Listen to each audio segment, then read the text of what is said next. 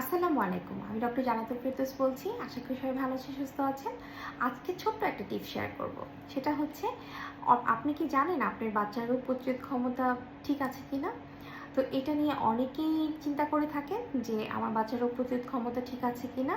তো একটা বাচ্চা কিন্তু বছরে ৫ থেকে ৭ বার যদি অসুস্থ হয়, যে জ্বর, ঠান্ডা, কাশি, ডায়রিয়া এই ধরনের সমস্যা যদি হয়, তাহলে কিন্তু এটা নরমাল।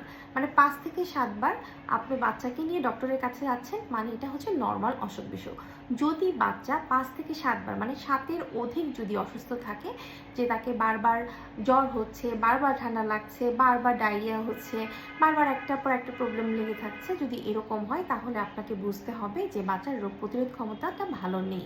সেক্ষেত্রে আপনাকে অবশ্যই বাচ্চাকে ডাক্তারের কাছে নিয়ে যেতে হবে। বাচ্চার ব্লাড টেস্ট করে দেখতে হবে যে বাচ্চার সব কিছু ঠিক আছে কিনা, বা ডক্টর যেভাবে পরামর্শ দেয় সেভাবে খেয়াল রাখতে হবে, এবং বাচ্চাকে সঠিকভাবে খাওয়াতে হবে। কারণ আপনি যদি সঠিকভাবে না খাওয়ান এবং পুষ্টিকর জাতীয় খাবার যদি বাচ্চার অভাব হয়, তাহলেই দেখা যায় যে বাচ্চা বিভিন্ন অসুখ বিসুখে ভোগে। তো আশা করি সবাই উপকার হবে। মনে রাখবেন যে ৭ বারের অধিক যদি অসুস্থ হয়, তাহলে অবশ্যই কেয়ারফুল হতে হবে।